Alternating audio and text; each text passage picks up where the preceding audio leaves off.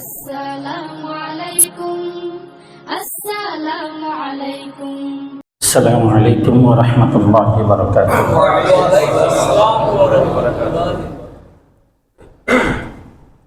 الحمد لله وكفى وسلام على عباده الذين اصطفى. أما بعد فأعوذ بالله من الشيطان الرجيم. بسم الله الرحمن الرحيم. وأتموا الحج والعمرة لله فإن أحصرتم فما استيسر من الهدي ولا تخلقوا رؤوسكم حتى يبلغ الهدي محله. وقال تعالى في موضع آخر: فمن فرض فيهن الحج فلا رفث ولا فسوق ولا جدال في الحج وما تفعلوا من خير يعلمه الله وتزودوا فإن خير الزاد التقوى. صدق الله المولانا العظيم.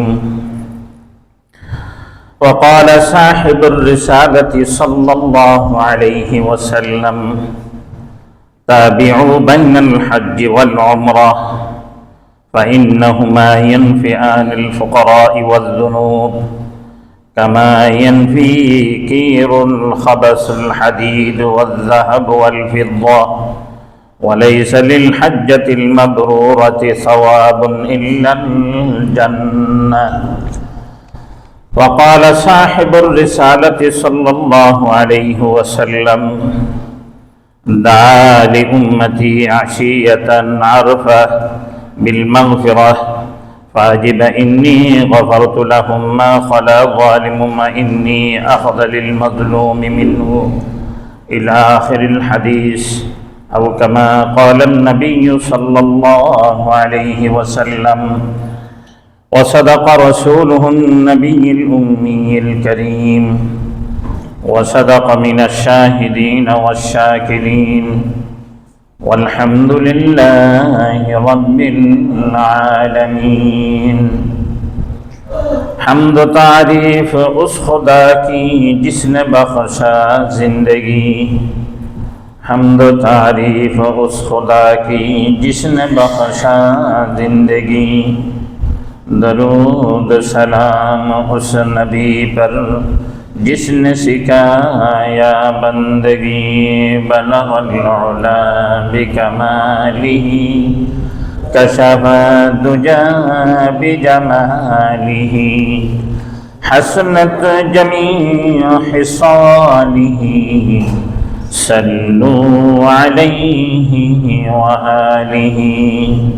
اللهم صل على سيدنا ونبينا وشفيعنا وحبيبنا ومولانا محمد صلى الله عليه وعلى آله وأصحابه وبارك وسلم. الحمد لله ثم الحمد لله. আল্লাহ সুবহানাহু ওয়া তাআলার লাখো কোটি শুকর যে মহান পরওয়ারদিগার আলম আমাদের সকলকে হজের মাসগুলির প্রথম মাসের শেষ জুমা অর্থাৎ শাওয়াল মাসের শেষ জুমা আদায় করার জন্য আসার বসার, কোরআন ও সুন্নাত থেকে কিছু আলোচনা শুনবার এবং বলবার যে তৌফিক মহান সত্তা আমাদেরকে দান করছেন, सर्वे सुजूद है ये ज़ुबानन कलिमत शुक्र आदे करी बोले अल्हम्दुलिल्लाह। আল্লাহ সুবহানাহু ওয়া তাআলার দরবারে দরখাস্ত পেশ করি, আল্লাহ আমরা যে কয়েকখানা সালাতু সালাম পড়লাম, এই কয়েকখানা সালাতু সালামকে অগণিত গুণ অজস্র গুণ বৃদ্ধি করে আল্লাহর হাবিবের উপযুক্ত করে পূর্ণ মুহাব্বতের সহিত সহি সহি করে শুদ্ধ করে যেভাবে তেলাওয়াত করলে, যেভাবে পড়লে আল্লাহ এবং আল্লাহর রাসূল সন্তুষ্ট হবেন, ওই তরিকা মোতাবেক সুলুক মোতাবেক সোনার মদিনার মধ্যে হাদিয়াতান পৌঁছায় দিন বলেন আমিন। গুনাহ মাফ চাচ্ছি সমস্ত মতো মুহাম্মাদিয়া যারা দুনিয়া থেকে বিদায় নিয়ে গেছে, যারা দুনিয়াতে জীবিত আছে, যারা দুনিয়াতে আসবেন, আমাদের আহলায়াল নসল পরিবার পরিজন, আল্লাহ সকলের সমস্ত গুনাহ খাতা মাফ করে দিন। আল্লাহ সকলকে জান্নাতি হিসেবে কবুল মঞ্জুর করে দিন। আলহামদুলিল্লাহ সুম্মা আলহামদুলিল্লাহ। আমরা আলোচনায় ছিলাম হজের আলোচনার মধ্যে। আমরা গত জুমায় হজের ফরজিয়াতগুলি আলোচনা করছিলাম। আজকে ওয়াজিবের উপর কয়েকটা আলোচনা করে ইনশাআল্লাহ আলোচনার সমাপ্তি হবে। হজের ফরজ ছিল 3টা। এহরাম বাঁধা, নিয়তের সহিত এহরাম বাঁধা, হজের নিয়ত বা উমরার নিয়তে এহরাম বাঁধা। 2 নম্বর হচ্ছে আরফা অবস্থান করা। 3 নম্বর হচ্ছে তওয়াফ ফিদা বা ফরজ তওয়াফ আদায় করা। ওয়াজিবের মধ্যে 9টি ওয়াজিব। প্রথম নম্বর ওয়াজিব হচ্ছে আপনার মিকাত হতে ইহরাম বাঁধা। এখন যারা হজ করতে গেছেন তারা বলবেন, হুজুর আমরা তো মিকাতে যাইনি, যার যার হোটেল থেকেই ইহরাম বেঁধে হজে চলে গেছিলাম, তাহলে তো আমাদের হজে হয়নি, ওয়াজিব আদায় হয়নি। এটা বুঝতে হবে, এটা বুঝা, এটা বলা হচ্ছে কারটা ওয়াজিব কি, তার মধ্যে ওই ব্যক্তিদের জন্য যে ব্যক্তিরা হেরেমের বাহিরে থাকবে, হুদুদ হেরেমের বাহিরে থাকবে তাদের জন্য। অর্থাৎ মিকাতের বাহিরে যারা থাকবে তারা যদি মিকাতের ভিতরে যখন ঢুকবে তখন তারা এহরাম বেঁধে ঢুকতে হবে। যেমন নাকি আমাদের হাজী সাহেবানরা যখন এখান থেকে যাচ্ছে সকলেই কিন্তু এহরাম বাঁধে যাচ্ছে। মিকাতের বাহিরে যারা, তারা হচ্ছে মিকাত থেকে এহরাম বেঁধে ঢুকতে হবে হজের জন্য। আর যদি যারা মিকাতের ভিতরে রয়ে গেছে তারা যার যেখানে স্থান ওখান থেকে এহরাম বেঁধে হজের জন্য রওনা দিবে। 2 নম্বর আরফার ময়দানে অবস্থান করা। এটা কতক্ষণ? সূর্য অস্তমিত যাওয়া পর্যন্ত ওয়াজিব। একটা হচ্ছে যে শুধু আরফার ময়দানে আপনি গিয়ে 10 মিনিট 15 মিনিট ছিলেন, এটা ফরজ আদায় হবে, ওয়াজিব আদায় হবে না। ওয়াজিব আদায় করতে হলে আপনাকে সূর্য অস্তমিত যাওয়া পর্যন্ত কি করতে হবে? অপেক্ষা করতে হবে। সূর্য অস্তমিত যাওয়ার পর আপনি এখান থেকে বের হবেন মাগরিব পড়া ছাড়া। মাগরিব পড়বে মুজদালিফায় গিয়ে। 3 নম্বর মুজদালিফা অবস্থান করা, রাত্রি যাপন করা। অর্থাৎ 10 জিলহজের যে রাত্রি, ওই রাত্রি যাপন করা হচ্ছে কোথায়? মুজদালিফায়। এবং মিনায় অবস্থান করা ওয়াজিব। 4র্থ নম্বর ওয়াজিব মিনায় অবস্থান করা।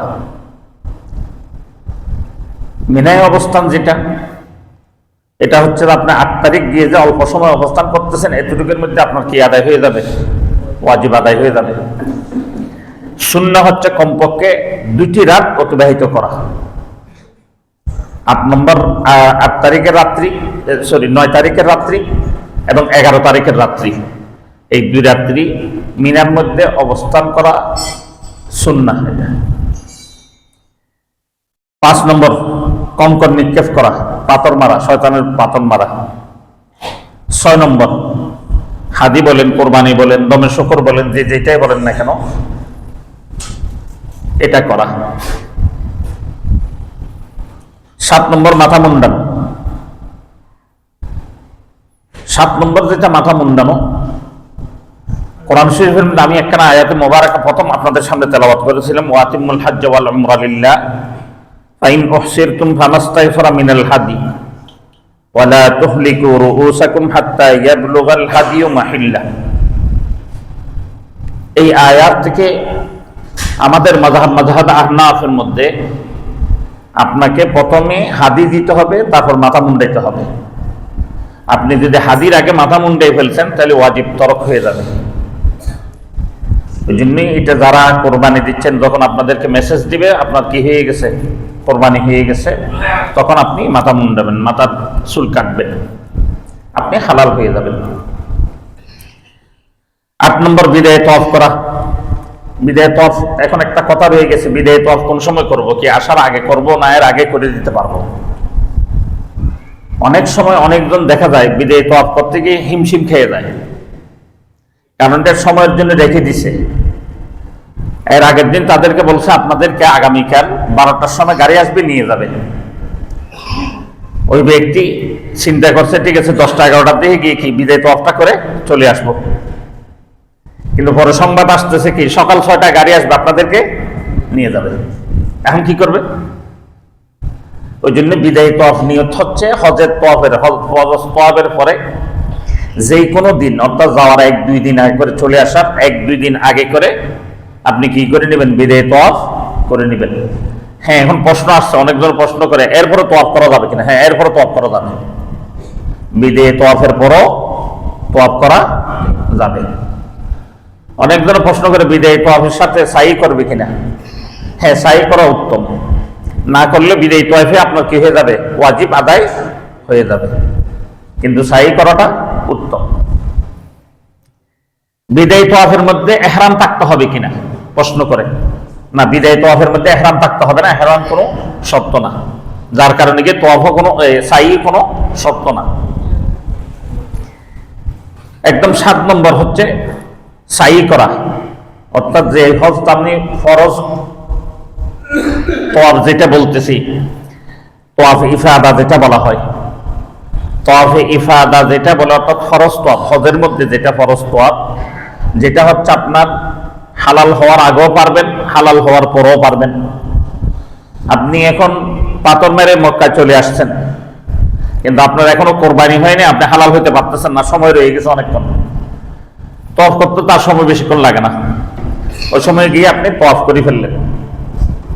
এই তো ফরজ তওয়াফটা যদি আদায় করবেন, তখন আপনাকে সাই করে নিতে হবে, সাইটা ওয়াজিব এখানে। কিন্তু কিছু কিছু উলামা ইকরাম বলতেছে ফরজ তওয়াফ যেরকম সাই ওইরকম ফরজ, কিন্তু আসল সাই ফরজ না, সাই হচ্ছে কি ওয়াজিব। তো এই জন্যই আমরা স্মরণ রাখবো, অনেক উলামা ইকরাম এই কথাটা বলে ফেলে যে আপনি কোরবানিতে অনেক দেরি হবে, আপনি মাথা মুন্ডায় হালাল হয়ে যান। এরকম যারা বলবে খবরদার, এই ভুলটা আমরা করব না। কারণ আল্লাহ তাআলা কোরআন শরীফের মধ্যে নির্দেশই দিয়ে দিয়েছে, আপনার হাদি দেওয়ার পরে, দমে শকর দেওয়ার পরে, কোরবানি দেওয়ার পরে আপনি কি করতে পারবেন? মাথা মুন্ডাইতে পারবেন। এর আগে মাথা মুন্ডাইতে পারবেন, এটা কোরআন নির্দেশ। এটা একমাত্র উলামায়ে আহনাফ বা হানাফি মাযহাব যারা অবলম্বন করে তারা এই সিস্টেমটা মানে। এখন ফরজ তওয়াফ এটা কতক্ষণ পর্যন্ত করতে পারবো? এটা আপনাকে পাথর মেরে আসার পর থেকে নিয়ে, কোরবানি হোক না হোক, মাথা মুন্ডান আর না মুন্ডান, আপনি হালাল হন আর না হন, পাথর মারার পর থেকে নিয়ে 12 তারিখের সূর্য অস্ত নিমিত যাওয়ার পূর্বেই আপনাকে কি করে নিতে হবে? ফরজ তওয়াফ করে নিতে হবে। 12 তারিখের পর যদি সূর্য অস্ত নিমিত যাওয়ার পর যদি হয়ে যায়, তাহলে আপনার হজে আদায় হবে না। এটা স্মরণ রাখবো ইনশাআল্লাহ তাআলা। এখন আমরা 3টা ফরজ পাইলাম, 8টা ওয়াজিব পাইলাম, এর মধ্যে কোনো দোয়া টোয়ার কথা আছে নাকি? কথা বুঝাইতে পারে নাই। যেমন নাকি 3টা ফরজ, ইহরামের সাথে নিয়ত করা, আরফার ময়দানে অবস্থান করা এবং ফরজ তওয়াফ করা, তওয়াফে ইবাদা করা, 3টার মধ্যে কোনো দোয়ার কথা আছে নাকি? কথা বুঝেন না মনে হয়। এখানে কোনো দোয়ার কথা আছে? কথা বলেন না কেন? এটা বুঝবেন তো না? আপনারা যদি না বলেন, এটা আমি পড়াচ্ছি আজকে সবক পড়াচ্ছি, এটা ওয়াজ না, ওয়াজ পরে আসতেছি। তাহলে এই 3টার মধ্যে কোনো কি নাই? দোয়া নাই। এখন আমি যে 9টা ওয়াজিব বললাম, মিকাত হতে ইহরাম বাঁধা, এটা তো দোয়া আছে নাকি? আরফার ময়দান পর্যন্ত, আরফার ময়দান অবস্থান করা 2 নম্বর। 3 নম্বর মুজদালিফা অবস্থান করা, দোয়া নাই। মিনে অবস্থান করা 4 নম্বর, দোয়া নাই। এবং কঙ্কন নিক্ষেপ করা, দোয়া নাই। কিন্তু আপনি দোয়া ছাড়া যদি কঙ্কন নিক্ষেপ করেন, নিক্ষেপ হয়ে যাবে, কিন্তু মারার সময় আল্লাহু আকবার বলবেন, বিসমিল্লাহি আল্লাহু আকবার, বিসমিল্লাহি আল্লাহ, এটা সুন্নাহ। এটা যদি আপনি না বলেন, কিন্তু কঙ্কর মারার যেটা ওয়াজিব, এটা আদায় হয়ে যাবে। অনেক সময় অনেকজনের স্মরণ থাকে না, পরে সে হুজুর থেকে প্রশ্ন করে, হুজুর হাই হাই হাই, সব বোনাস আমি শেষ করে ফেলছি, শয়তানত পাথর মারছি ঠিক আছে, কিন্তু আমি কি দোয়া করিনি। ওই জন্যই স্মরণ রাখবেন, আপনি যদি বিসমিল্লাহ আল্লাহু আকবার এটা নাও বলেন, তাহলে কি হবে না? কোনো সমস্যা হবে না, পাথর মারলে আপনার ওয়াজিব আদায় হয়ে যাবে। পাথর মারা 6 নম্বর হাদি, কোরবানি, এটা তো কোনো দোয়ার কথা নাই। 7 নম্বর মাথা মুন্ডানো, দোয়ার কথা নাই। 8 নম্বর বিদায় তওয়াফ করা, দোয়ার কথা নাই। সাই করা 9 নম্বর, দোয়ার কথা নাই। তাহলে ফরজ এবং ওয়াজিবের মধ্যে কোনো দোয়া দরুদ নেই। দোয়া দরুদ যেটা আছে এটা হচ্ছে কিছু সুন্নাহ, কিছু মুস্তাহাব। কিছু সুন্নাহ, কিছু মুস্তাহাব। ওই জন্যই আমি অনেক সময় যেখানে আমি হজের জন্য যাই, অনেকজন আমার সাথে দ্বিমত হয়, অনেক আলেমদের সাথে। এটা কেন হয় জানেন? অনেকজন হজে যাওয়ার জন্য দোয়ার বড় বড় বই কিনে দোয়া মুখস্থ করতে করতে অবস্থা খারাপ করে ফেলে। হজের ফরজও ছুটে যায়, ওয়াজিবও ছুটে যায়, অধিক দোয়া নিয়ে টানাটানি। ওই জন্য পরিষ্কার স্মরণ রাখবেন, দোয়া যা করার আপনি বাংলাতে করেন। আমি বাসার উপর 21শে ফেব্রুয়ারি বাসার উপর একটা তকরির রাখছিলাম অনেক আগে, যদি আল্লাহ তৌফিক দিয়ে সামনে আবার রাখবো। আল্লাহ সুবহানাহু ওয়া তাআলার এত জবান, এত জবান, এত জবান, এত জবান, কোটি কোটি জবান দিছে, আরো কোটি কোটি জবান রয়ে গেছে। মানে কোটি কোটি ভাষা দিছে, কোটি কোটি ভাষা এখনো আল্লাহর কাছে রয়ে গেছে। পাখির একটা ভাষা, গরুর একটা ভাষা, ছাগলের একটা ভাষা, পার্থক্য আছে কি নেই? গরুর ডাক এক ধরনের, ছাগলের ডাক এক ধরনের, কবুতরের ডাক আরেক ধরনের, মুরগির ডাক এক ধরনের, হাঁসের ডাক আরেক ধরনের। এইগুলিও কি ভাষা? এই ভাষাগুলি কে বুঝে? আল্লাহ তাআলা কোরআন শরীফে বলতেছে তাসবিহাহুম, এরা আমার কি করতেছে? তসবিহ আদায় করতেছে। কাম্বা এটা আবার তসবিহ কেমন হইল? আমার কাছে আপনার কাছে আম্বা এটা, কিন্তু আল্লাহর কাছে কি? আপনি আরবি ভাষা বুঝেন না। আমি এখন যখন কোরআন শরীফের আয়াত তেলাওয়াত করলাম আরবি মধ্যে, এটা আবার আম্বের মতো না দেখা যায়। এটা তো কিছুই বুঝলাম না। যখন বাংলা বলতেছি সব বুঝতেছেন। এটাই হচ্ছে ভাষা। আল্লাহ তাআলার কাছে কোটি কোটি ভাষা দিছে, কোটি কোটি ভাষা রয়ে গেছে। কত ভাষা আল্লাহর, এটা বলার মতো না। যদি কেউ বলে যে হুজুর কোরআন শরীফ আরবি, যে কোরআন শরীফ আরবি কেন, এটা কোরআন শরীফ নিজেই জবাব দিয়ে দিছে। আমি নবীকে আরবির ভাষায়, নবী ছিল, নবীর ভাষায় কি দিলাম? কোরআন শরীফ দিলাম। আল্লাহর ভাষায় দিছে বলছে। যদি আল্লাহর ভাষা আরবি বলা হয় তাহলে বলতে হবে যে আল্লাহ পক্ষপাত করছে কার? আরবি। তা আল্লাহ কোনোদিন কেউ পক্ষপাত করে না। ওই জন্যই আল্লাহর কোনো ভাষা নাই, আল্লাহর ভাষা আল্লাহ। আল্লাহ সব ভাষা বুঝে। ওই জন্য আপনাকে আরবিতে দোয়া করতে হবে এরকম কোনো জরুরি নয়, আপনি বাংলাতে দোয়া করবেন। তো বিশেষভাবে দুইটা দোয়া আমিও বলি, এটা বিশেষভাবে দুইটা দোয়া। একটা হচ্ছে আপনার আরফার ময়দানে রব্বানা যালামনা আনফুসানা ওয়া ইন লাম তাগফির লানা ওয়া তারহামনা লানাকুনান্না মিনাল খাসিরিন। এই দোয়াটা বেশি বেশি করে পড়বো আরফার ময়দানে। দ্বিতীয় নম্বর দোয়া, তওয়াফ করার সময় একদম যেখান থেকে তওয়াফ শুরু করতে করতে এক কোণা থেকে শুরু করলাম বাইতুল্লাহ, দ্বিতীয় কোণা গেলাম, তৃতীয় কোণা গেলাম, চতুর্থ কোণায় যখন আসবো, ও চতুর্থ কোণার থেকে নিয়ে ওই প্রথম কোণা পর্যন্ত এই জায়গায় বলবো রব্বানা আতিনা ফিদ দুনিয়া হাসানা ওয়া ফিল আখিরাতি হাসানাতাও ওয়া কিনা আযাবান নার ওয়া আদখিলনাল জান্নাতা মা'আল আবরার ইয়া আজিজ ইয়া গফফার। এই দোয়াটা পড়বো এখানে। এই দুটো দোয়াই যথেষ্ট, আর বেশি দোয়ার প্রয়োজন পড়ে না। এরপরে তওয়াফ শুরু যখন করবো, যারা এখানে অনেকজন হাজি আছেন ওই জন্য আমি বলতেছি, তওয়াফ যখন শুরু করবো, তওয়াফ শুরু করার সময় স্মরণ রাখবে একটা জিনিস, তখন কিন্তু সাপটাকে বেশি হাজ করে হজের পরে যে ফরজ তওয়াফ করে না, ওই সময় এমন সাপ কানায় কানায় ভরা, বুঝলেন তো? মাতাব যেটা আছে না, এটা কানায় কানায় ভরা, ঠেললে ঠেলা যায় না, এরকম অবস্থা। ওই সময় আপনি যদি তওয়াফ করার সময় অনেকজন বলে যে বাইতুল্লাহর দিকে ফিরে 2 হাত উঠে কি করতে হবে? বিসমিল্লাহি আল্লাহু আকবার বলতে হবে। এটা বলে আপনি বলেন, সমস্যা নেই, কিন্তু খবরদার আপনি এভাবে ঘুরে যাবেন না। এভাবে ঘুরলে হবে কি, ঠেলা আসতেছে, এখন যদি আপনি এইভাবে ঠেলা আসতেছে পিছন থেকে সামনে, আপনি ঠেলাটা সামলার মতো শক্তি আপনার আছে। যদি আপনি যখন কাইট হয়ে যাবেন এদিক থেকে এদিক, আপনি ঠেলা সামলাতে পারবেন? আপনি কাইট হয়ে পড়ে যাবেন। যদি পড়েন সর্বনাশ হয়ে যাবে আপনার। ওই জন্য আল্লাহ সুবহানাহু ওয়া তাআলা আমাদের সকলকে যে জিনিসগুলি যেভাবে করার উলামায়ে কেরাম বলেন, আমি যখন ওইভাবে করব তখন আমার জন্য সবকিছু কি হয়ে যাবে? সহজ হয়ে যাবে। তখন আপনি শুধু হাতের ইশারা দিবেন, মুখটা ফিরে ফিরেন না ফিরেন না সমস্যা নেই, কিন্তু আপনার বডি ফিরাবেন না। যদি এটা একটু ফিরেন ঠেলা ছোড়া আপনি ফিরে যাবেন। ওই জন্যই বস হাতটা ঘুরাবেন, মুখটা ঘুরাবেন, বিসমিল্লাহ আল্লাহু আকবার বলে শুরু করবেন। তওয়াফ আশহাদু আল্লা ইলাহা ইল্লাল্লাহ ওয়াহদাহু লা শারীকা লাহু লাহুল মুলকু ওয়া লাহুল হামদু ইহয়ি ওয়া ইউমীতু ওয়া হুয়া আলা কুল্লি শাইইন কাদির। আশহাদু আল্লা ইলাহা ইল্লাল্লাহ ওয়াহদাহু লা শারীকা লাহু আহাদান সামাদান লাম ইয়ালিদ ওয়া লাম ইউলাদ ওয়া লাম ইয়াকুল লাহু কুফুয়ান আহাদ। আশহাদু আল্লা ইলাহা ইল্লাল্লাহ ওয়াহদাহু লা শারীকা লাহু ওয়া আশহাদু আন্না মুহাম্মাদান আবদুহু ওয়া রাসূলুহু। এই কালেমা পড়ে পড়ে আপনি অন্যান্য দোয়াগুলি যা পারেন ওই দোয়াগুলি আরবিতে করেন। আমরা তো বাংলাতে দোয়া করতে থাকেন। তওয়াফের মধ্যে দোয়া কবুল হয়, তওয়াফের মধ্যে দোয়া কবুল হয়। আমি এগুলি কেন বলতেছি? আমি একটা ঘটনা বলছিলাম আপনাদেরকে, আজকে থেকে শত বছর আগের মুহাম্মদ ইবনে শিরিন রাহিমাহুল্লাহ, আল্লামা মুহাম্মদ ইবনে শিরিন রাহিমাহুল্লাহ, উনি হাদিসের হাফেজে হাদিস ছিলেন, অনেক বড় আলেম ছিলেন। উনি একবার হজ করার জন্য গেলেন। এক ইয়ং যুবক, একদম 20-25 বছরের একটা যুবক, সে কাঁদতেছে আর দরুদ শরীফ পড়তেছে তোয়াফের মধ্যে। তখন তার থেকে জিজ্ঞেস করে, বাবা তোয়াফের অনেক দোয়া আছে, তুমি দোয়া না করে দরুদ শরীফ কেন পড়তেছো? তাকে অনেক সে দেখতেছে, তোয়াফ যা করতেছে দরুদ শরীফ পড়তেছে, সাই করতেছে, তার পিছনে পিছনে লাগছে তো লাগছেই, আঠার মতো লেগে গেছে, ছুটে না। মুহাম্মদ ইবনে শিরিন রাহিমাহুল্লাহ তখন সে বলল, এটা তো অনেক বড় ঘটনা, আপনাকে বললে যদি আপনি শুনতে চান তাহলে সময় লাগবে। বলে না, বলো।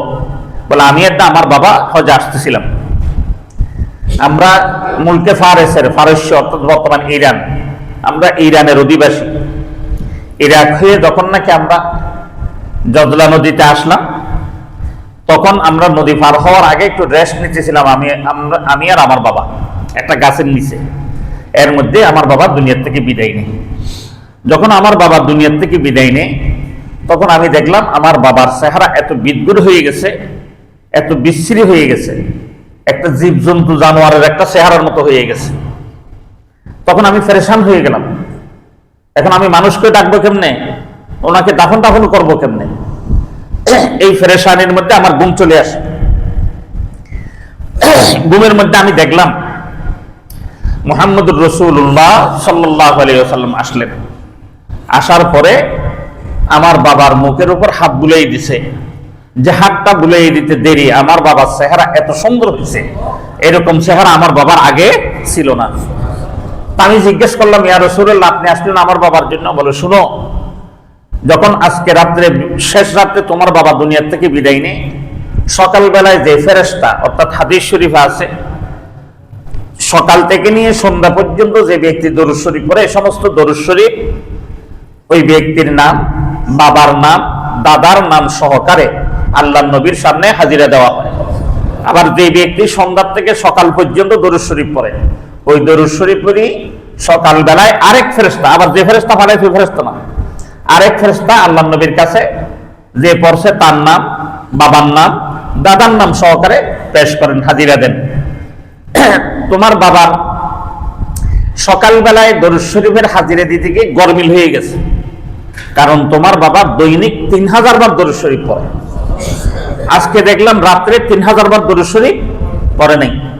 জিজ্ঞেস করলাম ফেরেশতা থেকে, সে কেন 3000 বার পূরণ করে নাই কেন? তখন ফেরেশতা আমার বলল, হযরত সে তো অমুক টাইমের মধ্যে ইন্তেকাল করছে, দরুদ শরীফ পড়তে পড়তেই সে কিন্তু দরুদ শরীফ বাকিটা আদায় করতে পারেনি। আমি তার থেকে হাল পুরুষে জিজ্ঞেস করলাম, ওই বন্দার কি অবস্থা এখন? তখন সে আমাকে এইভাবে পুরো ঘটনা বলল। বলার পর আমি আসলাম, তোমার বাবার চেহারাতে আমি হাত বুলিয়ে দিছি, তোমার বাবা আগের চেয়ে সুন্দর হয়ে গেছে, জান্নাতি চেহারা হয়ে গেছে। তুমি এখন বলতে হবে না, মানুষ আসে হাজির হবে অল্প কিছুক্ষণের মধ্যে, উঠো তুমি ঘুম থেকে। তখন সেই ঘুম থেকে উঠলেন। উঠার পরে দেখে লোকে লোকারণ্য, এত লোক এত লোক এত লোক, সে আশাই করে নেই এখানে কোনো লোকজন বসতেই নেই, কোনো মানুষই নেই। এর মধ্যে এত লোক কোত্থেকে আসলো? তখন সে বুঝে নিছে আল্লাহর নবী রাসূলুল্লাহ সাল্লাল্লাহু আলাইহি ওয়াসাল্লাম সাদিকুল মুসদুক, উনি যে কথা বলেন এটা অবশ্যই সত্য হয়। তখন তিনি তার বাবার দাফন কাফন ওই ফুরাত নদীর তীরে করে তিনি চলে গেলেন কোথায়? হজে চলে গেলেন। বলে, আমি দেখলাম দরুদ শরীফের যদি এত পাওয়ার থাকে, তাহলে আমি দরুদ শরীফ বাদ দিয়ে দোয়া পড়বো কেন? ওই জন্য আমি দরুদ শরীফ পড়তে থাকি। আমিও চেষ্টা করি আর কি, আর দরুদ শরীফ এরকম আদায় করতে পারি না, চেষ্টা করি না খাদ্দা বান্দা একটু করে ফানি দাও, তো চেষ্টা করি আমি যতটুকু পারি। কিন্তু আমি একটা দরুদ, দাওয়াতুল হকের একটা দরুদ আছে, যে দরুদটা ওনারা পড়েন, মনে করতাম এটা, আমার কথাটা বুঝতেছেন, আমি মনে করতাম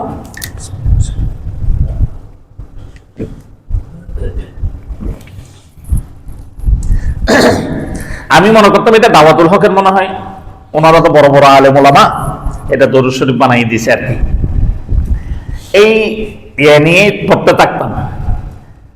আমি ওনারা তো আলহামদুলিল্লাহ যে আমাদের সুবান সাহেব আছেন আর অন্যরাও আছেন, ওনারা আমাকে 13 সালে হজে পাঠাইছিলেন, তখন এটা জানতাম না। এরপরে কয়েকবার উমরা করছি। লাস্ট যেবার উমরা করতে গেছিলাম আপনার 23 সালে, তখন আমার একদিন হঠাৎ দিলের মধ্যে একটা স্প্রে আসলো যে আমি আজকে রাসূল সাল্লামের রওজাকে পিছন দিয়ে বের হব না। কিন্তু এটা আরবরা পছন্দ করে না। এটা কারা পছন্দ করে না? আরবরা এটা পছন্দ করে না। এটা পছন্দ করতে আপনি সোজা আসতেছেন, সোজা সোজা বেরিয়ে যাবেন। তা আমি এই দিন একদম খুব মজবুত ভাবে নিলাম, না আজকে আমি আর ফিস দিব না আল্লাহ নবীকে। আমি তো মদিনার থেকে আজকে বিদায় নিব, আমি আল্লাহ নবীকে আজকে সামনে দিয়েই আমি আস্তে আস্তে বিদায় নিব, পিঠ দিব না আমি। এটা বলে আমি যাইতে যাইতে বাবু সালাম দিয়ে ঢুকলাম। যাইতে যাইতে বাবু জিবরাইল দিয়ে যখন বের হচ্ছি, তখন উপর থেকে গম্বুজটা দেখার জন্য, সবুজ গম্বুজটা দেখা, এটা মহব্বতের একটা শান। গম্বুজটা দেখার জন্য উপর দিকে তাকাইতেছে আর পিছনে যাচ্ছে, পিছনে যাচ্ছে, পিছনে যাচ্ছে। পুলিশ আমার অনেক বাধা দিচ্ছে, অনেক কথা বলছে, অনেক আরবিরাও আমাকে বাধা দিচ্ছে, অনেক কথা বলছে। আমি কেউ কথা কোনো শুনিনি সেদিন। এটা আল্লাহ তাআলার শান। আল্লাহ তাআলা আমার যে একটা দরুদের উপর সন্দেহ, এই সন্দেহটা দূর করার জন্য হয়তো আল্লাহ পাক আমার এই ঘটনা ঘটাইছে। যখন আমি বাবু জিবরাইল দিয়ে বের হচ্ছি, উপরে দেখতেছি দরুদ শরীফটা লেখা, যে দরুদ শরীফ দাওয়াতুল হক আলারা ওলামায়ে কেরামকে দিয়েছেন, তুমি মসজিদে ঢোকার সময়, মসজিদ থেকে বের হওয়ার সময় এই দরুদ শরীফ পড়বে। এই দরুদ শরীফটা তুমি নাও, কারণ এই দরুদ শরীফে শুধু সালাতু সালাম নয়, বাকি সমস্ত দরুদ শরীফে সালাতু সালাম আছে, জিকির নেই। এই দরুদ শরীফেতে সালাতু সালাম আছে, জিকিরও আছে। সুবহানাল্লাহ বলবেন না? খুব ছোট্ট দরুদ শরীফ, একদম ছোট একটা দরুদ শরীফ। এটা কি জানেন? বিসমিল্লাহি ওয়াস সালাতু ওয়াস সালামু আলা রাসূলিল্লাহ। বিসমিল্লাহি, এটা কি জিকির না দরুদ? এটা দরুদ, এটা জিকির, এটা জিকির। বিসমিল্লাহি কার নামে? আল্লাহর নামে। আল্লাহর নামে বলাটাই জিকির। বাংলা বলেন, আরবি বলেন, যেটাই বলেন, আল্লাহর নামে, আল্লাহর নামে, আল্লাহর নামে, এটা জিকির। তা এখানে জিকিরও আছে। বিসমিল্লাহি ওয়াস সালাতু, সালাত, ওয়াস সালামু, সালাম, আলা রাসূলিল্লাহ, রাসূলের উপর। কার উপর? রাসূলের উপর। এইটা হচ্ছে দরুদ। তো জিকিরও আছে, দরুদও আছে, সালামও আছে। একদম সংক্ষিপ্ত দরুদ শরীফ, এটা শিখে নেবেন। বিসমিল্লাহি ওয়াস সালাতু ওয়াস সালামু আলা রাসূলিল্লাহ। আপনারা যদি আমল করেন, আমি সওয়াব পাবো ইনশাআল্লাহ তাআলা। ওই আশা নিয়ে আপনাদেরকে বলা। এই দরুদ শরীফটা শিখে নেবেন। বিসমিল্লাহি ওয়াস সালাতু ওয়াস সালাম, ওয়াস সালাতু সাদ, ওয়াস সালাতু ওয়াস সালামু সিন, আলা রাসূলিল্লাহ। এই দরুদ শরীফটা পড়বেন। আল্লাহ সুবহানাহু ওয়া তাআলা আমাকে আপনাদের সকলকে জাযা দান করে, বলেন আমিন। আমি জিবরাইল, বাবু জিবরাইল বের হয়ে আসার সাথে সাথে দরুদ শরীফটা এখানে দেখছি, এখনো আছে আলহামদুলিল্লাহ। এটা এখনো ভাঙ্গা টাঙ্গা হয় নাই। এখনো যদি কেউ হজ যাবেন তারা দেখে নিতে পারবেন। এখানে একদম বড় অক্ষরে লেখা, এটা খুব বড় অক্ষরে লেখা। তখন আমার ইয়াকিন হইল, হাই হাই, এটা তো দাওয়াতুল হক দিতে দরুদ না, এটা তো হাদিসের দরুদ। এরপর এসে আমি হাদিস তালাশ করা আরম্ভ করলাম। বাইহাকির মধ্যে আমি এই দরুদ শরীফটা পেয়ে ফেললাম। বলুন সুবহানাল্লাহ, বলবেন না? এক সাহাবীর বরাতে এই দরুদ শরীফ বাইহাকির মধ্যে রয়ে গেছে এবং সূত্র হচ্ছে সহিহ। আল্লাহ সুবহানাহু ওয়া তাআলা আমাদের সকলকে দরুদ শরীফের উপর আমল করার তৌফিক দান করুন, বলেন আমিন। এই জন্য এই ঘটনাটা বললাম। এরপর আমি একটা হাদিস বলি, আপনাদের থেকে বিদায় নিব। অর্থাৎ হজ কেমন জিনিস, আরাফা কেমন জিনিস, এটা বুঝতে হইলে আপনাদেরকে এই হাদিসটা শুনতে হবে। এটা বাইহাকির হাদিস। ওই হাদিসটা বের করতে গিয়ে এই হাদিসটা পাইলাম, দীর্ঘ লম্বা হাদিস। আন্নান নবী সাল্লাল্লাহু আলাইহি ওয়াসাল্লাম দাআ লি উম্মতি ঈশাতি আরফা। আল্লাহর নবী রাসূলুল্লাহ সাল্লাল্লাহু আলাইহি ওয়াসাল্লাম আরফার দিনে 9 তারিখ, জিলহজ মাসের 9 তারিখ সন্ধ্যাবেলায় বিল মাগফিরাতি ফাআজিবু ইন্নী ক্বাদ গাফারতু লাহুম মা খালা যালিমুন বিল মাগফিরা। উম্মতের মাগফিরাতের জন্য আমি দোয়া করতেছিলাম। ফাআজিবা, আল্লাহ তাআলা দোয়া কবুল করে নিলেন। ইন্নী ক্বাদ গাফারতু লাকুম, আমি তোমার উম্মতকে সমস্ত গুনাহ মাফ করে দেব। মা খালা যালিম, যালিম ব্যতীত যালিমের গুনাহ আমি মাফ করব না। ফাইন্নী আখযালিল মাজলুমি মিনহু, আমি কাল কিয়ামতের ময়দানে মজলুমের পক্ষ হয়ে তার সাথে তাকে আমার আদালত আমি কাঠগড়ায় দাঁড় করাবো। মজলুমের পক্ষ হয়ে আমি তাকে আমার কাঠগড়ায় দাঁড় করাবো। ক্বালা রাসূলুল্লাহ সাল্লাল্লাহু আলাইহি ওয়াসাল্লাম আইয়ু রাব্বি ইন শি'তা আযিমতা মাজলুমান মিনাল জান্নাহ। আল্লাহর নবী বলেন, আই রব, হে আমার প্রভু, ইন শি'তা আতাইতা, আপনি চাইলে তো দিতে পারেন, মজলুমকে মিনাল জান্নাত, জান্নাত দিতে, এটার ক্ষতিপূরণ আপনি পোষাই দিতে পারেন। ওয়া গফারতু লিয-যালিম, আপনি চাইলে তো জালিমকে কি করে দিতে পারেন, মাফ করে দিতে পারেন। ফালাম ইউজিবু আয়েশাতু, আমি আরফার ময়দানে সন্ধ্যা পর্যন্ত দোয়া করলাম। ফালাম্মা আসবাহা বিল মুজদালিফা, সন্ধ্যা পর্যন্ত দোয়া করলাম, এই দোয়াটা কবুল আল্লাহ তাআলা করেনি আরফার ময়দানে। ফালাম্মা আসবাহা বিল মুজদালিফা, যখন আমি মুজদালিফায় চলে গেলাম, ভোর রাত্রে যখন হয়ে গেল, আদা দোয়াই, আমি আবার যে দোয়াটা আগে করলাম এটা আবার করলাম। ফাজিবা ইলা মা সাআলা, আমি যেইভাবে চাইলাম ওইভাবে আল্লাহ তাআলা কি করে নিলেন, কবুল করে নিলেন। সুবহানাল্লাহ বললাম না? এত আস্তে বুঝতে পারেন না? বুঝছি হাদিস কতটুকু বুঝছেন, এবার বুঝে ফেলছি আমি। জালেম, জালেম অন্যের মাল গসব করে খায়, সম্পদ গসব করে খায়, অমুক খায়, সমুক খায়, সুদ খায়, ঘুষ খায়, জেনা করে, বেবিচার করে, সমস্ত গুনার মধ্যে জালেম হচ্ছে সবচেয়ে বড়, তার চেয়ে বড় জালেম। ওই রকম জালেমের গুনাহ মাফ করে দিবে আল্লাহ তাআলা। আরফার ময়দানে দোয়া করতে করতে করতে করতে আল্লাহ কবুল করে নাই। মুজদালিফায় যখন গেলেন সারা রাত দোয়া করলেন, সকালবেলা আল্লাহ তাআলা আল্লাহ নবীর এত কসরত এটাকে বেতা দিলেন না, এই উম্মতকে আল্লাহ তাআলা দায় মুক্তি করে দিলেন। বললেন আমি জালেমকে কি করে দিব, মাফ করে দিব। বলেন সুবহানাল্লাহ। ক্বালা ফাযাহিকা রাসূলুল্লাহ সাল্লাল্লাহু আলাইহি ওয়াসাল্লাম, এই কথা আল্লাহ তাআলা জিবরাইল আমিনের মাধ্যমে ঘোষণা দিতে দেরি আল্লাহর নবী রাসূলুল্লাহ সাল্লাল্লাহু আলাইহি ওয়াসাল্লাম হেসে দিলেন। ওয়া তাবাসসামা, এবং মুস্কি হাসলেন। ফাকালা লাহু আবু বকর ওয়া উমর, আল্লাহর নবীর উদ্দেশ্য করে আবু বকর এবং ওমর দুজনে বললেন, বি আবি ওয়া উম্মি, আমার মাতা পিতা আপনার উপর ফিদা হয়ে যাক, কুরবান হয়ে যাক। ইন্না হাযা লাসাআতুন কুনতু তাহজিকা ফিহা ফামাল্লাযিনা আযহাকাল্লাহু সান্নাকা, আমরা কোনোদিন আপনার এরকম হাসি দেখিনি। আপনি হাসি দেন ঠিক আছে, দাঁত দেখা যায় না, কিন্তু আপনি আজকে এমন ভাবে হাসলেন, আল্লাহ তাআলা আমাদেরকে সুযোগ করে দিল এক হাসিতে আপনার দাঁত আমরা দেখে ফেললাম। আর এইরকম সময় আপনি কোনোদিন হাসেন না, এটা হাসলেন কেন ইয়া রাসূলুল্লাহ আপনি বলেন? হ্যাঁ, খুব ইন্টারেস্টিং কথা, খুব গুরুত্বপূর্ণ কথা, খুব জরুরি কথা। এটা কি কথা? قال رسول الله صلى الله عليه وسلم إن عدو الله إبليس, আল্লাহ তাআলার সবচেয়ে বড় দুশমন, এখানে মুমিনের দুশমন বলে নাই, ইনসানের দুশমন বলে নাই। আদুউল্লাহ, কার দুশমন? আল্লাহর দুশমন ইবলিস। লাম্মা আলিমা আন্না আল্লাহ আযজা ওয়া জাল্লা ক্বাদ ইস্তাজাবা দুআই ওয়া গফারা লাহু, যখন আমার লি উম্মতি, আমার উম্মতকে যখন মাফ করে দিলেন, এই সংবাদ যখন কে জানলো? ইবলিস জানতে পারলো। জানার পর কি হইল? তার কি হইল? আখাযা তুরাব, সে কিছু মাটি নিল। ফাজাআলা বিসুহাহু আলা ওয়াজহিহি ফাআদহাকি মা রাআইতা মিন জাযিহি, আমি দেখলাম সে মাটিগুলি নিয়ে তার মুখের মধ্যে মাখতেছে, মাথার মধ্যে মাখতেছে, এবং সে বলতেছে আমাকে দিক, আমি কি করলাম এটা, আমি কি করলাম এটা, আমি কি করলাম এটা, হায় হায় আমার জন্য তো অবস্থা খারাপ। কারণ আল্লাহ নবীর যদি এরকম একটা বেকায়দা দোয়া, যদি একদম বেকায়দা না, এটা জালেমকে মাফ করে দেওয়া, এটা বিশাল একটা বিষয় না? যদি এরকম একটা বাঁকা দোয়া যদি আল্লাহ কবুল করে, তো সব হজ করতে যারা আসবে, আরফার ময়দানে আসবে, মুজদালিফায় যাবে, তাহলে ওরা তো এরকম বাঁকা মানুষ না, সোজা সোজা মানুষ আছে না, তাহলে কবুল হয়ে যাবে। আমি কি করলাম, আমি কি করলাম? অর্থাৎ আল্লাহ সুবহানাহু ওয়া তাআলা এই হাদিস থেকে আমরা কি পাইলাম, এই জিনিসটা আমরা পর্যালোচনা করে আমি শেষ করে দিচ্ছি ইনশাআল্লাহ তাআলা। প্রথম হচ্ছে আরফার মাঠে এবং মুজদালিফার মধ্যে আল্লাহ সুবহানাহু ওয়া তাআলা গুনাহ মাফ করার নিশ্চয়তা দিয়ে দিয়েছে। কি দিয়েছে? কেমন নিশ্চয়তা? শুধু এমনি গুনাহগার না জালেম? জালেমের গুনাহ মাফ করে দিবে, এই নিশ্চয়তা আল্লাহ তাআলা দিয়ে দিলেন, আল্লাহর নবীর মাধ্যমে এই উম্মতকে সুসংবাদ দিয়ে দিলেন। দ্বিতীয় নম্বর, জালেমকে, জালেম কাকে বলে? জালেম দুই প্রকার। প্রথম প্রকার হচ্ছে জালেম ওই ব্যক্তি, ওয়ামান আযলাম মিম্মান মা মাসাজিদাল্লাহ, যে ব্যক্তি আল্লাহর ঘরে আসার থেকে বাধা দেয় বা নিজে আল্লাহর ঘরে আসে না, এর চেয়ে বড় জালেম আর নেই। এটা আল্লাহর হক নষ্ট করা। যে বান্দা আল্লাহর হক নষ্ট করবে সে এক ধরনের জালেম, আর যে বান্দার হক নষ্ট করবে সে আরেক ধরনের জালেম। এই দুই জালেমের মধ্যে পার্থক্য গিয়ে উলামায়ে কেরাম বলছেন যে যে জালেম আল্লাহর হক নষ্ট করে, আল্লাহ তাআলা ওই জালেমকে মাফ করে জান্নাতে দিয়ে দিবেন।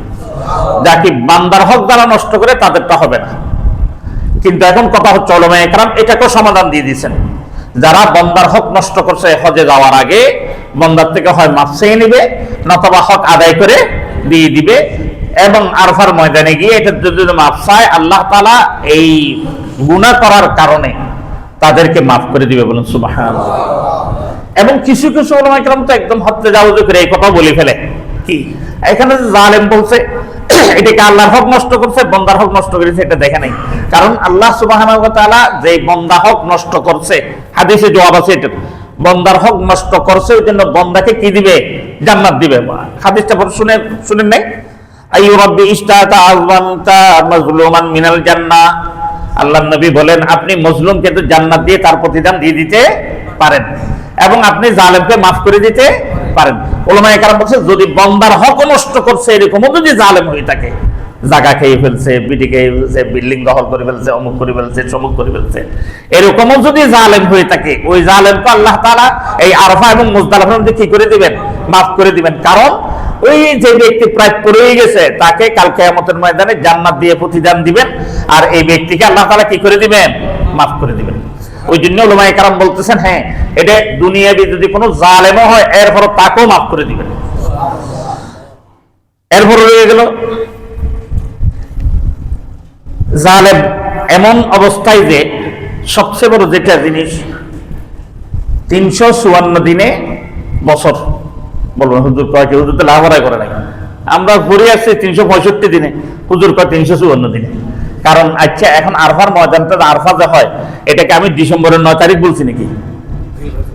কি বলছি? জিলহজ মাসের 9। তা আমি আরবি গমছি না ইংলিশ গমছি না বাংলা গমছি? আরবি। তাহলে আমি কথাকে আরবি বলবো না না ইংলিশ বলবো না আর বাংলা বলবো? তা আরবি সনের কথাই বলবো। আরবি সন হিসেবে 354 দিনে বছর। শয়তান কোনদিন এত কষ্ট পায় না, একদিন মাত্র কষ্ট পায়। এটা কোন দিন? আরফা। সে তার চেহারা একদম নোংরা হয়ে থাকে, মলিন হয়ে থাকে, সেই নিজেকে নিজে ধিক্কার দিতে থাকে। আল্লাহ তাআলা কি দিল এদেরকে? এটা আদমকে এত কিছু করাইলাম, মাত্র কিছু করাইলাম, যখন আদম এসে কয়েকটা কালিমাত মাত্র কয়েকটা শব্দ বলছে। কি বলছে? রব্বানা যালামনা আনফুসানা ওয়া ইন লাম তাগফির লানা ওয়া তারহামনা লানাকুনান্না মিনাল খাসিরিন। বলেন না রব্বানা যালামনা আনফুসানা ওয়া ইন লাম তাগফির লানা ওয়া তারহামনা লানাকুনান্না মিনাল খাসিরিন। এই কয়েকটা শব্দ বলছে। এই কয়েকটা শব্দ আল্লাহ তাআলা এমন ইশক এবং প্রেমে আসলেন, জান্নাত থেকে বের করে দিয়েছেন, কিন্তু দুনিয়াতে আসার পর তাদেরকে মাফ করে দিলেন। এটাই হচ্ছে আল্লাহ তাআলার শান। হজের গুরুত্ব এটাই। ও ভাইও যারা হজে যাবেন বা যাচ্ছেন, আমি ওনাদেরকে অনুরোধ করব আরফার ময়দান মিস করবেন না, খবরদার। মুজদালিফার ময়দান মিস করবেন না, খবরদার। সময় অযথা গল্প গুজবে নষ্ট করবেন না। বিশেষভাবে আমি গত জুমায় বলেছি, আরফার ময়দানে প্রথম গিয়ে এশকে ছড়ে ইবাদতে রত হয়ে যায়, পরে যে সময় দোয়া কবুল হওয়ার সময় ওই সময় ঘুম পারে। যখন সূর্য একটু ঢলে পড়ে তখন থেকে নিয়ে সূর্য অস্তমিত যাওয়া পর্যন্ত এটা হচ্ছে মুখ্যম সময়, দোয়া কবুল হওয়ার সময়। গেছে তো সকালবেলা ইবাদত করতে করতে হয়রান ঘরেশান হয়ে গেছে, আর ইবাদতের মজা থাকে না। ওই জন্য আপনি প্রথমে গিয়ে ঘুমান, দাঁড়ছে ঘুমাই দেন। ওই ঘুমানোটা আপনার এমন আফজল। সারা পৃথিবীর সমস্ত মানুষ আদম আলাইহিস সালাম থেকে নিয়ে কিয়ামত পর্যন্ত সকলে মিলে যদি একসাথে ইবাদত করে, উত্তম ইবাদত যেটা নামাজ, এই উত্তম ইবাদত যদি বান্দা করে, এই ফরজ নামাজ সারা পৃথিবীর মানুষ পড়ার পরে যে সওয়াব, ওই আরফার ময়দানে এক মুহূর্ত থেকে ঘুমাইলেও সেই সওয়াব। বলুন সুবহানাল্লাহ। এত আফজল আরফার ময়দান। ওই জন্য আরফার ময়দানে সূর্য ডলে যাওয়ার পরে সূর্য অস্তমিত যাওয়া পর্যন্ত এই সময়টা যেন মিস না হয়। আল্লাহ তাআলা যেন হাজীদেরকে এই সময়টার মধ্যে তাদের মাগফিরাতের জন্য, উম্মতের মাগফিরাতের জন্য, যারা চলে গেছেন তাদের, যারা আছেন তাদের, যারা আসবেন সকলের মাগফিরাতের জন্য যেন দোয়া করতে পারে। আল্লাহ তাআলা তৌফিক দান করুন, বলুন আমিন। ইনশাআল্লাহ সুম্মা ইনশাআল্লাহ আগামী জুমাতে যদি আল্লাহ তৌফিক দেন, জমজমের উপর কিছু কথা বলার যদি আল্লাহ তৌফিক দেন ইনশাআল্লাহ বলবো। আল্লাহ সুবহানাহু ওয়া তাআলা আমাদের সকলকে হজের, আমি আরো অনেক কথা ছিল বলতে পারলাম না, অনেক হাদিসও ছিল বলতে পারলাম না, এই জন্য আমার এটা দুর্বলতা আর কি, আমার কোতাহি, এলেম নাই, আমল নাই, ওই জন্য পারি না। সময় আমাকে ইজাজত দিচ্ছে না, এরপরও কয়েক মিনিট বেশি হয়ে গেছে। তা আমি আপনাদেরকে অনুরোধ করব, যারা হজে যাচ্ছেন তারা হজে যান। আল্লাহ তাআলা যেন তাদের হজকে কবুল করেন এবং সহজ করেন। আল্লাহ তাআলা যেন হজকে কবুল করেন এবং সহজ করেন। আল্লাহ সুবহানাহু ওয়া তাআলা আমাদের সকলকে আল্লাহ তাআলার এই ইবাদতকে পরিপূর্ণ কামাহত আদায় করে যাওয়ার আশা তৌফিক দান করুন, বলুন আমিন। ওয়া আখিরু দাওয়ানা আলহামদুলিল্লাহি রাব্বিল আলামিন।